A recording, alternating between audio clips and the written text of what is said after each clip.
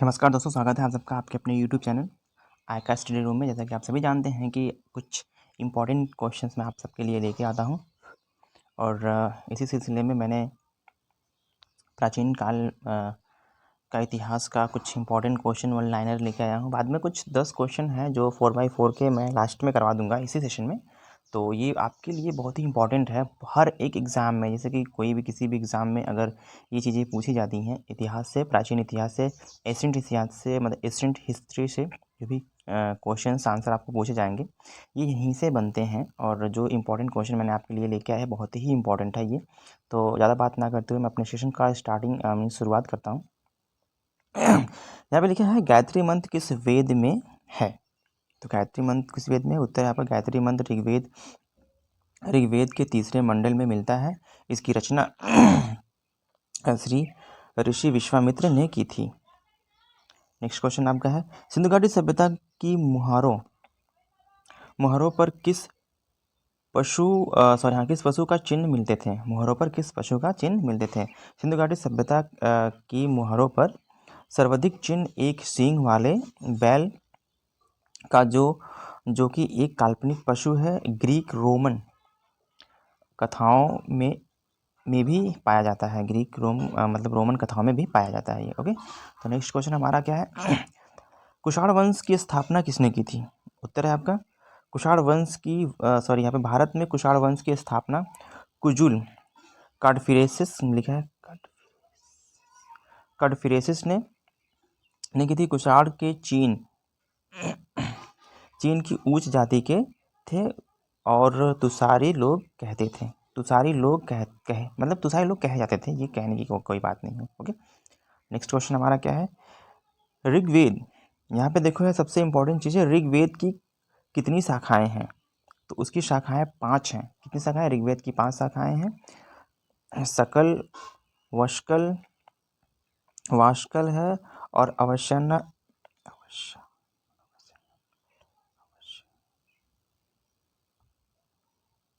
अश्वलायन है, सखायन है और मांडुकायन है। ओके, तो नेक्स्ट क्वेश्चन आपका है यहाँ पे लिए है तृतीय बौद्ध संगीति किसके काल में हुई थी? तृतीय बौद्ध संगीति अशोक काल में हुई थी। पाटलिपुत्र स्थान पर हुई इस संगीति के अध्यक्ष मोगलीपुत्र कौन? मोगलीपुत्र तिस्य थे। मोगलीपुत्र तिस्य थे। थोड़ा सा वॉइस प्रॉब्लम है इसमें, तो आप लोग घबराइएगा मत, मैं सारी डिटेल्स में बताऊंगा। अशोक का कौन सा अभिलेख 2 भाषाओं में है? अशोक का कंधार अभिलेख 2 भाषाओं में है। यह ग्रीक और आर्मेनिक भाषा में है। ग्रीक और आर्मेनिक भाषा। ओके, नेक्स्ट क्वेश्चन है प्राचीन भारत में किस वंश ने सर्वाधिक सोने के सिक्के चलाए? तो गुप्त वंश के राजाओं ने सर्वाधिक सोने के सिक्के चलाए थे। चतुर्थ बौद्ध संगीति किसके शासनकाल में हुई थी? चतुर्थ बौद्ध की संगीति कनिष्क के शासनकाल में हुई थी। नेक्स्ट क्वेश्चन हमारा क्या है पृथ्वीराज रासो के लेखक कौन थे? तो ये तो मैंने अपने और भी जो मैंने पढ़ाया है ये तो मैंने करा ही दिया था, तो इसलिए मैंने आप लोगों को याद रहे सारी चीज़ें, इसलिए मैंने इसको भी कराने की कोशिश की है। तो यहाँ पे देखिए चंद्रबदाई इसके लेखक हैं। और एक नेक्स्ट क्वेश्चन आपका बनता है जैन धर्म के 2 संप्रदाय कौन से हैं? एक है श्वेतांबर और दिगंबर। ओके, श्वेतांबर और दिगंबर, ये नेक्स्ट क्वेश्चन जो आपका। महात्मा गौतम बुद्ध के पिता का नाम क्या था? तो उनका नाम था राजा शुद्धोधन। क्या था? राजा शुद्धोधन। नेक्स्ट क्वेश्चन है आपका भारत का प्रसिद्ध राष्ट्रीय वाक्य सत्यमेव जयते कहाँ से लिया गया है? मुंडकोपनिषद से। कहाँ से लिया गया है? मुंडकोपनिषद से लिया गया है। ओके, अष्टाध्याय के लेखक कौन है? तो है पाणिनि ये अष्टाध्याय के लेखक हैं। ओके, बौद्ध संघ में प्रवेश करने वाली पहली महिला कौन थी? बौद्ध संघ में प्रवेश करने वाली पहली महिला कौन थी? तो वो थी प्रजापति गौतमी, गौतम बुद्ध की सौतेली माता। Okay, next question, Mahatma Buddha किस वंश के थे? महात्मा बुद्ध किस वंश के थे? वो थे शाक्य वंश के थे, शाक्य वंश। ओके, नेक्स्ट क्वेश्चन हमारा है, जैन धर्म का अंतिम लक्ष्य क्या है? निर्वाण मोक्ष। ओके, ये निर्वाण मोक्ष है उत्तर आपका।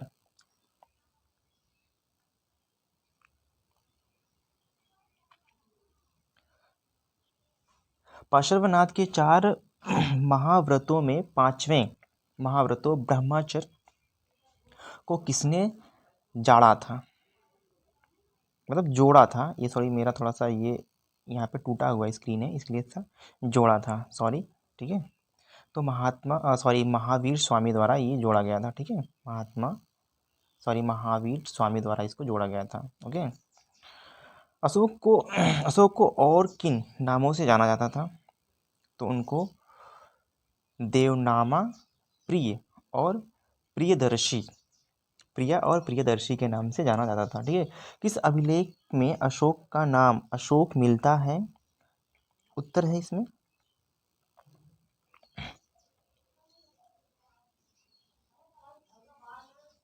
उत्तर है मास्की गुर्जर नेत्रोर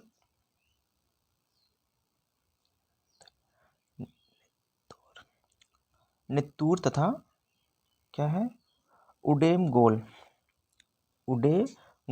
के लेखों अशोक का वो जो व्यक्तिगत नाम भी मिलता है। ठीक है, नेक्स्ट क्वेश्चन हमारा है थोड़ा सा ये क्वेश्चन लंबा हो जाएगा क्योंकि क्वेश्चन काफ़ी है इसमें, तो घबराने की बात कोई नहीं है। यहाँ पे लिखा है शून्यवाद की प्रतिपादक कौन थे? तो नागार्जुन थे, वो आर्य समाज से जो शून्य मतलब शून्य का आविष्कार जिन्होंने किया था, एक तरह से ये भी दिया जाता है। ठीक है, आर्यों से ही आते थे। प्रिंस ऑफ बिल्डर के नाम से किस मुगल शासक को जाना जाता था? तो जाना जाता था शाहजहाँ को, तो शाहजहाँ को जाना जाता था। थोड़ा सा क्वेश्चन तेजी करूँगा मैं। भारत की पहली महिला शासिका का क्या नाम था? रजिया सुल्तान। क्या नाम था? रजिया सुल्तान नाम था। त्रिपिटक जो एक धार्मिक ग्रंथ है, इस ग्रंथ का संबंध किस धर्म से है? तो वो बौद्ध धर्म से है त्रिपिटक। और ये त्रिपिटक जो है कौन कौन से वो हैं, तो ये मैं आगे वाली क्लास में बताऊंगा जब मैं डिटेल्स लेके आऊँगा। ओके, किस मुस्लिम शासक ने गुजरात के जूनागढ़ में स्थित सोमनाथ मंदिर को ध्वस्त कर दिया था? तो महमूद गजनवी ने किया था। ठीक है, मैसूर का प्रथम युद्ध किसके बीच लड़ा गया था? तो वो अंग्रेजों और हैदर अली की सेना के बीच लड़ा गया था। ठीक है, किस ब्रिटिश गवर्नर ने भारत में सती प्रथा पर प्रतिबंध लगाया था? वो लॉर्ड विलियम्स बेंटिंग। भारत का पड़ोसी देश म्यांमार जो पहले भारत का ही अंग था ये किस वर्ष भारत से अलग हुआ? तो 1937 में ये भारत से अलग हुआ था। ठीक है, भारतीय संगीत के आदि ग्रंथों के रूप में किसे जाना जाता है? तो वो जाना जाता है सामवेद को। नेक्स्ट क्वेश्चन हमारा है, भारत में खोजा गया सिंधु सभ्यता का सबसे प्राचीन शहर कौन सा था? वो तो हड़प्पा था वो हड़प्पा था। ओके, नेक्स्ट क्वेश्चन हमारा है भारत में मुगल साम्राज्य की स्थापना का श्रेय किसे दिया जाता है? जाहिउद्दीन मोहम्मद उर्फ बाबर को। ओके, जाहिरुद्दीन को। ठीक है, जाहिरुद्दीन मोहम्मद उर्फ बाबर को दिया जाता है। नेक्स्ट क्वेश्चन हमारा है पुराणों की संख्या कुल कितनी है? तो 18 है। कितनी है? कुल 18 है। आरंभिक वैदिक साहित्य में किस नदी का सर्वाधिक वर्णन मिलता है? तो वो सिंधु नदी का सर्वाधिक वर्णन मिलता है। तैमूर लंग ने किस वर्ष भारत पर आक्रमण किया था? तैमूर लंग ने किस वर्ष भारत पर आक्रमण किया था? तो 1398 ईस्वी में इन्होंने आक्रमण किया था। किस शासक को द्वितीय अशोक के नाम से भी जाना जाता है? तो राजा हर्षवर्धन को द्वितीय अशोक यानी कि द्वितीय अशोक के नाम से भी जाना जाता है, राजा हर्षवर्धन को। गुप्त काल में सर्वाधिक प्रचलित भाषा में कौन सी थी? तो वो थी संस्कृत। संस्कृत भाषा थी। कि शासक ने सांची के बौद्ध स्तूपों का निर्माण करवाया था? तो वो सम्राट अशोक ने करवाया था। किस वंश के शासकों ने एलोरा की गुफाओं का निर्माण करवाया था? वो राष्ट्रकूट वंश के करवाए थे। दक्षिण भारत में स्थित प्राचीन विजयनगर साम्राज्य की स्थापना किस सदी में हुई थी? तो वो 14वीं सदी में हुई थी। इस शासक ने अलाई दरवाजा का निर्माण करवाया था? अलाउद्दीन खिलजी ने करवाया था। किस मुस्लिम शासक ने आगरा नगर की स्थापना की थी? सिकंदर लोदी। किसने की थी? सिकंदर लोदी ने। दिल्ली सल्तनत का पहला तुगलक शासक क्या नाम था? तुगलक शासक का क्या नाम था? गयासुद्दीन तुगलक नाम था। ओके, नेक्स्ट क्वेश्चन हमारा है, संगीत से जुड़े किस वाद्ययंत्र को हिंदू मुस्लिम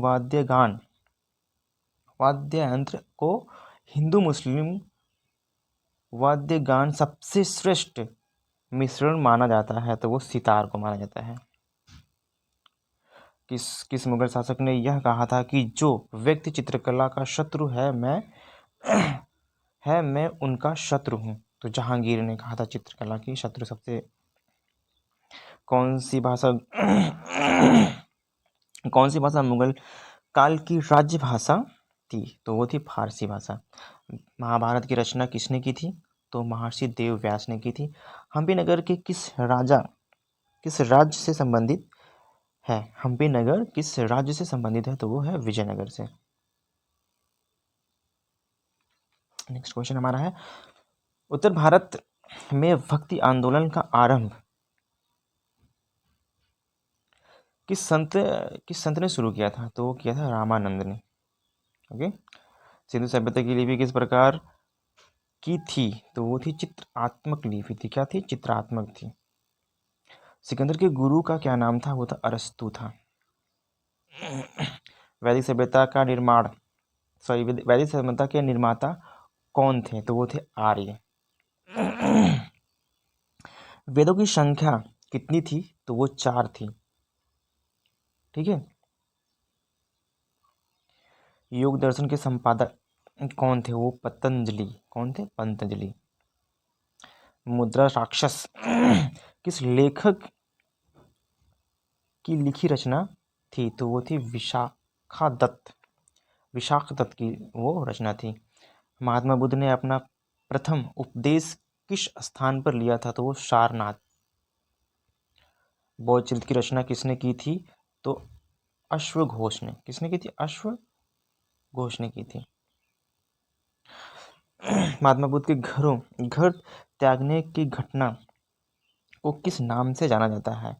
तो वो नाम से जाना जाता है महाविनिष्क्रामण। किस नाम से जाना था? महाविनिष्क्रामण के नाम से।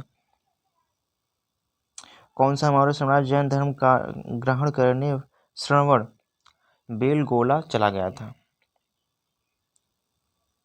तो चंद्रगुप्त मौर्य चला गया था। ठीक है।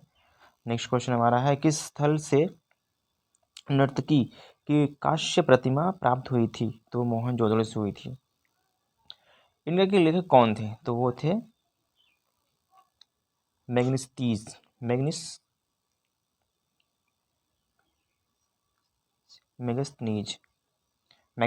थे।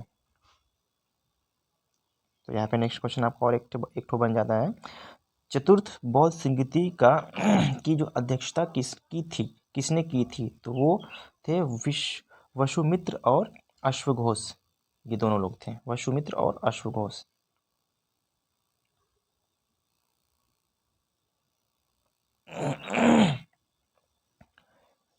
लिंगराज मंदिर का निर्माण किस शासक द्वारा कराया गया था? तो वो राजा ययाति केसरी द्वारा कराया गया था।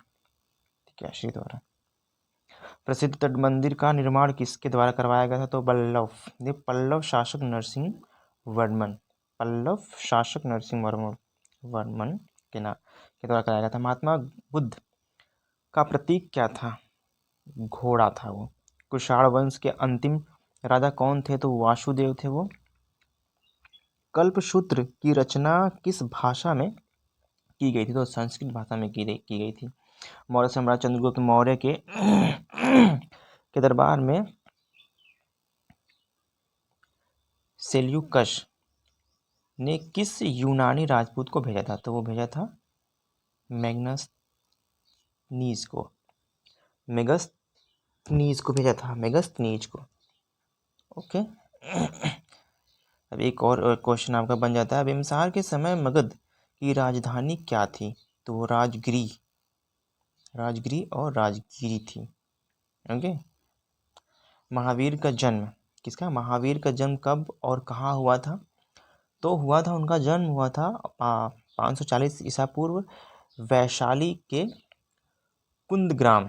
महात्मा बुद्ध ने सर्वाधिक उपदेश कहाँ दिए थे?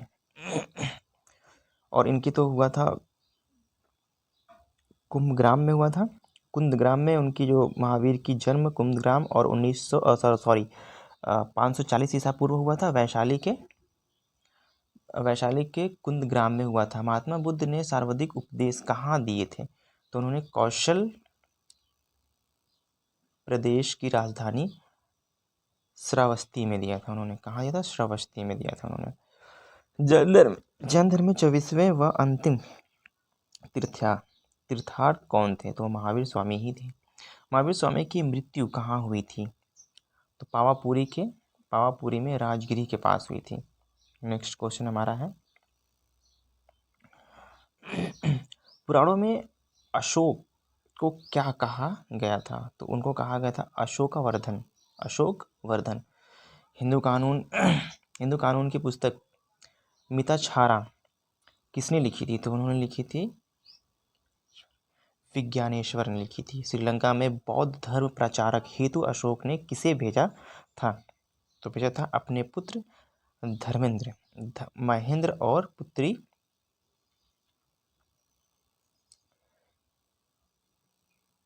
संघमित्रा को।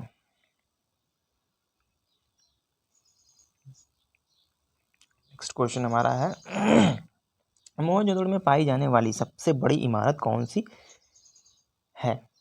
तो वो है धान्यागार और अन्नागार। तो हमारा जो क्वेश्चन यहाँ से समाप्त था, वो थोड़ा सा 4x4 का क्वेश्चन हम करवा देते हैं। निम्नलिखित में से कौन सा साहित्यिक स्रोत चंद्रगुप्त का जैन धर्म से स्थापित करता है? जैन धर्म से संबंध स्थापित करता है। तो वो है परिषद परावण, ये इनसे काज करता है। और एक और है पुरालेख विद्या का अभिप्राय है। तो वह है शिखालेखों का अध्ययन। ऑप्शन बी, दूसरा नंबर हो जाएगा आपका, ऑप्शन बी नहीं दूसरा नंबर। कालीबंगा किस प्रदेश में स्थित है? तो वो राजस्थान में स्थित है। भारत में खोजा गया सबसे पहला पुराना शहर, तो वो था हड़प्पा। ओके। सिंधु सभ्यता के कोराकोटा की मूर्ति में निम्नलिखित में से कौन सा पालतू जानवर विद्यमान नहीं था? तो वह कौन था वो गाय जो था वह विद्यमान नहीं था, बाकी भैंस, भेड़ और शुगर ये दोनों विद्यमान थे, ये नहीं था विद्यमान। ओके। नेक्स्ट क्वेश्चन हमारा है, देवी माता की पूजा किस काल से संबंधित थी? तो वो थी सिंधु घाटी सभ्यता से के साथ ही वो मतलब संबंधित थी। हड़प्पा की सभ्यता किस युग की थी? तो वो थी कांस्य युग की। ओके। हड़प्पा के निवासी जनजातीय थे। कौन थे? जनजातीय। दूसरा आपका सही हो जाएगा सवाल। हड़प्पा के निवासी कौन थे? जनजातीय। ओके। सिंधी में मोहनजोदड़ो का क्या अर्थ है? मृतकों का पीला। नेक्स्ट आपका लास्ट क्वेश्चन है, नेक्स्ट है और लास्ट क्वेश्चन है, किस वेद में प्राचीन वैदिक युग की सभ्यता के बारे में सूचना दी गई है? तो वो ऋग्वेद में दी गई थी। किस में दी गई थी? ऋग्वेद में दी गई थी। तो दोस्तों नमस्कार, और ज़्यादा बात आज नहीं कर पाएंगे क्योंकि अभी मुझे और भी क्लास रिकॉर्ड करने हैं। तो आज का जो आपका इम्पोर्टेंट क्लास था, अगर कहीं भी गलती हुई होगी तो उसके लिए मुझे क्षमा कीजिएगा। ओके, नमस्कार दोस्तों।